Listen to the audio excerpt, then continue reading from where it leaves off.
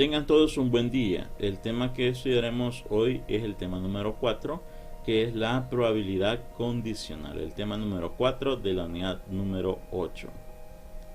Empecemos estudiando la probabilidad condicional. ¿A qué se le llama probabilidad condicional?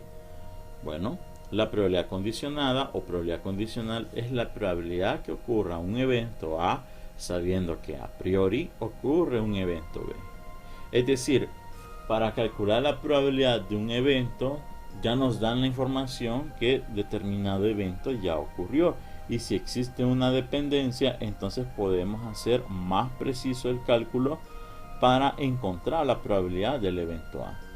La probabilidad condicional se escribe, como ustedes lo pueden ver en pantalla, P de A barra B, y eso se lee la probabilidad de A dado B. Ahora, existen fórmulas para poder calcular la probabilidad de A dado B.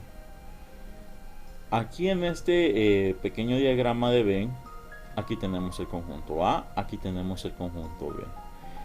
Entonces, según el contexto del problema, el evento B, lo que está aquí de color rojo, ya ocurrió.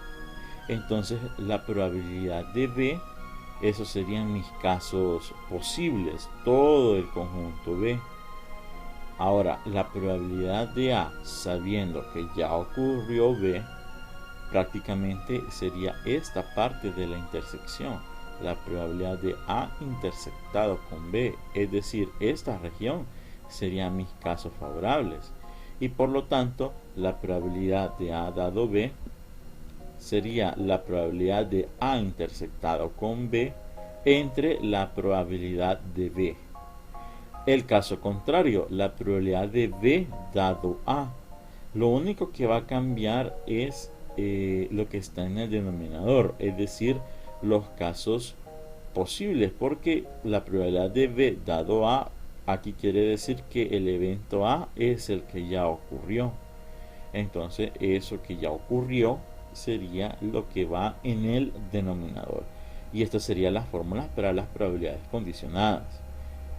Existe una regla que es la regla del producto. Es cuando no nos piden la probabilidad de A dado B, sino que nos piden la probabilidad de A intersectado con B. Entonces aquí fácil. Esta, por ejemplo, en probabilidad de A dado B, la probabilidad de B la mandamos a multiplicar y ya nos queda que la probabilidad de A intersectado con B es la probabilidad de B por la probabilidad de A dado B. Y viceversa, si tenemos la probabilidad de B dado A, entonces la probabilidad de A, lo que está en el denominador, lo mandamos a multiplicar.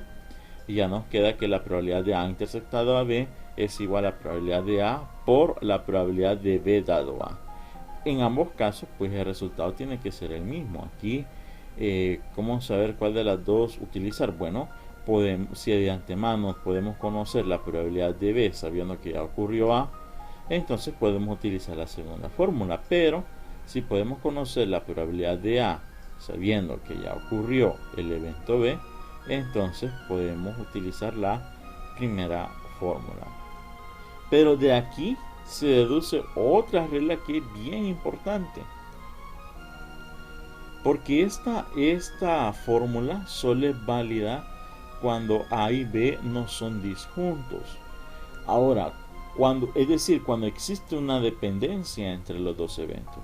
Pero si los eventos son independientes, es decir, que no tienen nada en común, son disjuntos, entonces la probabilidad de A dado B, como B no tiene ninguna influencia en A, por ejemplo, el hecho de estar contestando un examen de opción múltiple y yo contesto bien la primera pregunta y yo quiero saber cuál es la probabilidad de contestar bien la segunda pregunta sabiendo que contesté bien la primera.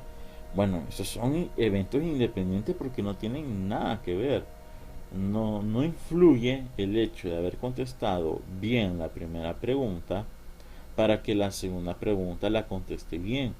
Entonces ahí los dos eventos son independientes.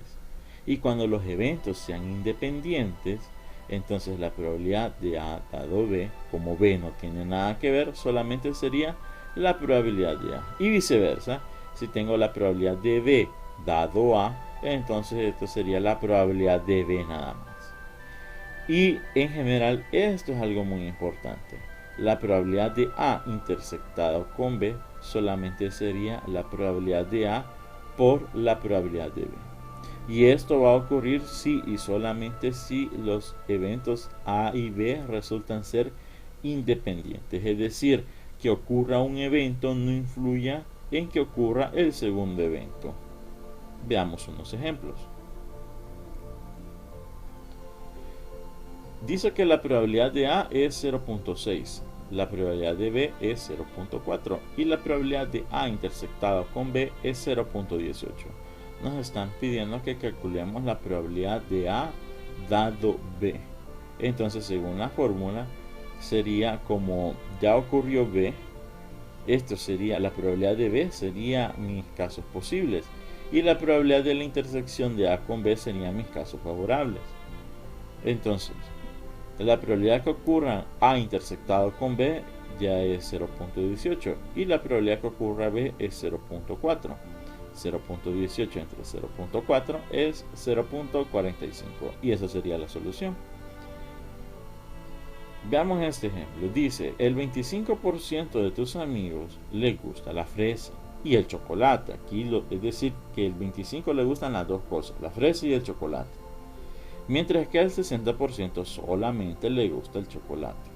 Ahora, ¿cuál es la probabilidad de que a un amigo que le guste el chocolate le guste la fresa? Es decir, aquí ya ocurrió un evento, ya sabemos que a ese amigo le gusta el chocolate, pero la pregunta es, ¿cuál es la probabilidad que le guste la fresa? Pongámosle nombre a los eventos, damos la solución. Llamemos F al evento que a un amigo le guste la fresa. Y llamemos C al evento que a un amigo le guste el chocolate o guste del chocolate. Entonces, ¿qué información me están dando? La probabilidad de F intersectado con C, es decir, que le guste la fresa y el chocolate, eso es del 25%. La probabilidad que le guste el chocolate es del 60%. ¿Y qué me están preguntando? ¿Cuál es la probabilidad que le guste la fresa? Sabiendo que le gusta el chocolate, porque eso ya es lo que ya me están diciendo que pasó. ¿Cuál es la probabilidad que a un amigo le guste el chocolate? ¿Cuál es la probabilidad que a un amigo que le guste el chocolate le guste la fresa? Entonces la probabilidad que le guste la fresa sabiendo que ya le gusta el chocolate.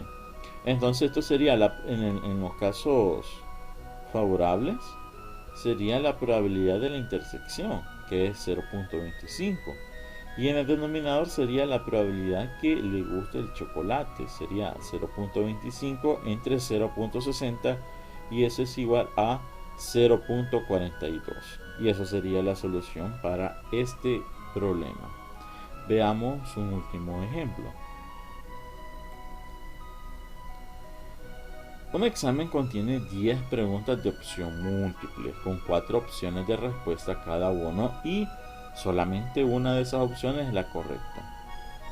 ¿Cuál es la probabilidad de contestar bien todo el examen si se responde al azar? Es decir, que usted va al Team Marín. ¿Cuál es la probabilidad de sacarse 10? Entonces, vamos a llamar a los siguientes eventos. A sub 1, el evento contestar bien la pregunta 1. A sub 2 va a ser el evento contestar bien la pregunta 2. A sub 3 va a ser el evento contestar bien la pregunta 3. A sub 4 el evento contestar la pregunta 4. Y así sucesivamente. A sub 10 el evento contestar bien la pregunta 10. Entonces, de hecho, contestar bien todo el examen consiste en que conteste bien la pregunta 1 y además que conteste bien la pregunta 2 y además que conteste bien la pregunta 3 y así sucesivamente las 10 preguntas. Es decir, matemáticamente esto se escribe así, miren. La probabilidad de A sub 1 intersectado con A sub 2 intersectado con A sub 3 intersectado puntos suspensivos intersectado con A sub 15. Ahora, veamos la probabilidad de contestar bien la pregunta 1. Eso es de un cuarto, porque si tengo 4 opciones de respuesta y solamente una es la correcta, entonces casos favorables es 1 y caso posible es 4. ¿Cuál sería la probabilidad de contestar bien la pregunta número 2? Pues es lo mismo, un cuarto. Tengo 4 opciones de respuesta y solamente una es la correcta. Caso favorable es 1, caso posible es 4. A sub 3 también es un cuarto. Y así sucesivamente, cada una de las preguntas tiene una probabilidad de contestarse de forma correcta igual a un cuarto. Pero sucede que todos estos eventos a sub 1, a sub 2, a sub 3 son independientes, como les decía. Contestar bien la pregunta número 1 es independiente a contestar bien la pregunta número 2.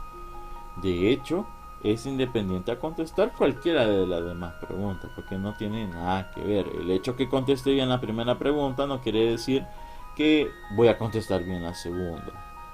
Entonces aquí utilizamos la regla del producto. Esto sería la probabilidad de A sub 1 por la probabilidad de A sub 2 por la probabilidad de A sub 3, puntos suspensivos, por la probabilidad de A sub 10. Ahora, como cada una de estas probabilidades es igual a un cuarto, ese un cuarto lo voy a estar multiplicando 10 veces. Y eso es igual a un cuarto elevado a la décima. Y si efectuamos eso en la calculadora, el resultado es S. Es decir, casi 0. Es decir, si usted está haciendo un examen de 10 preguntas con 4 opciones de respuesta y lo está resolviendo al timarín, es imposible, miren, la solución es imposible que usted tenga 10.